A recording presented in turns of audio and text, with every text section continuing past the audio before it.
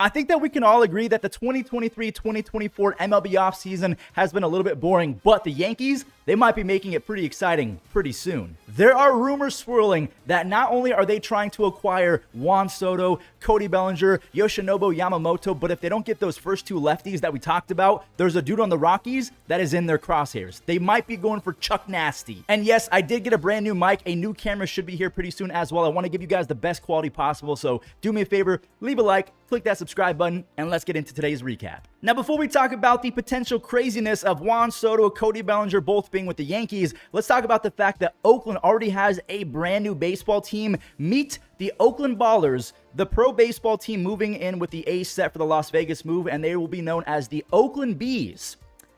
Okay, the A's are abandoning Oakland, but the Bees are coming to town. The Oakland Ballers, the Oakland Bees for short, they are set to join the Independent Frontier League as its newest franchise in 2024. So the owners, they said, unlike the A's, the Bees vow to never leave the town. The Oakland Bees will be for Oakland, by Oakland, and forever in Oakland. The Bees believe that sports teams should serve the communities, not the other way around. So essentially what they're trying to do is call out John Fisher, the owner of the Oakland Athletics, now the Las Vegas A's. It's still kind of surreal to say that out loud because I live in Las Vegas. I'm excited to make content, but still, I feel bad for the city of Oakland. So basically what they're trying to do is give two middle fingers to the billionaire owner of the A's, John Fisher. Basically what they're trying to infer is that, hey, we didn't support the A's because we didn't want to support our own team. We didn't want to support you, Mr. Fisher, the guy who never spends money on payroll, the guy who never spends money on the stadium to make it a better experience for fans. That's the reasoning for not going to A's games over the last 2 decades. And the sad part about that is when you own the baseball team and your fans aren't coming, whether it's your fault or not, you're not going to want to stay there. So yes, I fully believe that John Fisher did everything possible to remove the A's from Oakland.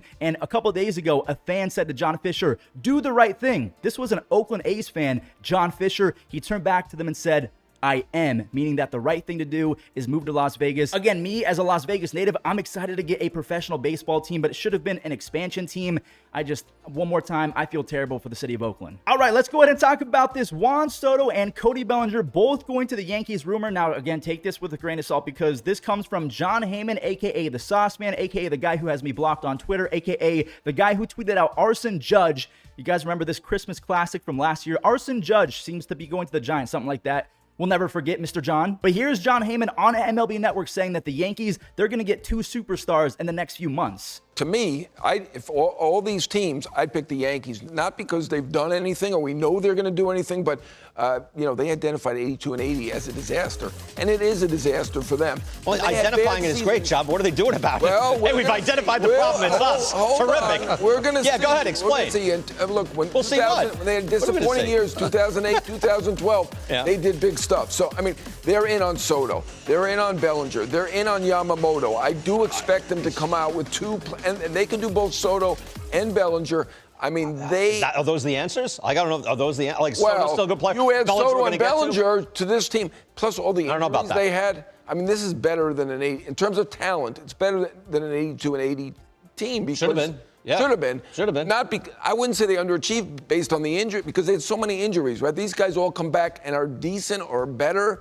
I mean, Rodon was hurt. You're looking at me like you don't believe it. I don't believe in anything you're saying. What do you mean? It's the New York Yankees. What are you talking about? Of course they're going to be good. The pinstripes alone don't do it, John. I get it. What are you kidding me? It's been 30 years. And they're another year older. That's not helping them. If you're expecting, look, if Rodon comes back and they get Yamamoto, I like that better than, for some reason, Soto and Bellinger. What if the Yankees do that? Is that like some sort of answer? I don't see it. Well, I think it's an answer in the way if you look at the Yankees, they're right-handed heavy.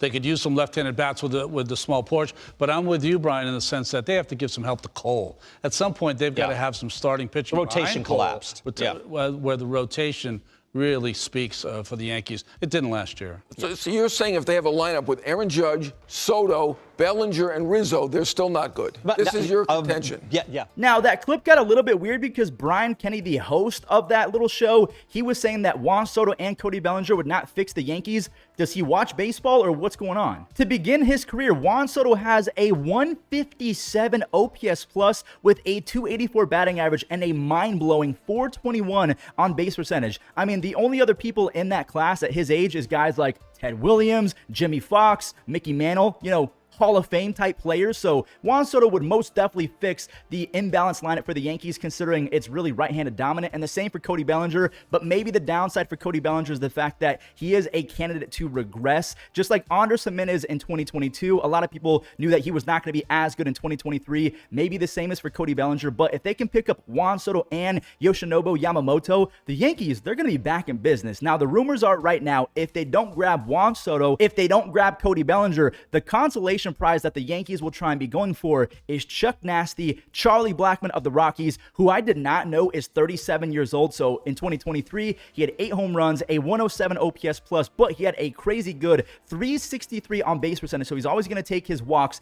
But the thing about Charlie Blackmon is he is up there in age. He's an awful defender. So I don't know if he necessarily fits the 2024 Yankees roster, but considering he's a lefty outfielder, I guess that's all they're really looking for, because Juan Soto, Cody Bellinger, the Yankees are going for both of them. And if they don't get either of those dudes, Charlie Blackmon for like $10 to $13 million, not terrible. So that does it for today's recap. I know it's been a little bit boring, but I do have some really good bangers coming, like ranking videos, maybe even some storyline videos. So a lot coming to the channel. Thank you guys for watching. Do me a favor, leave a like if you enjoyed, click subscribe, and I'll catch you in the next one.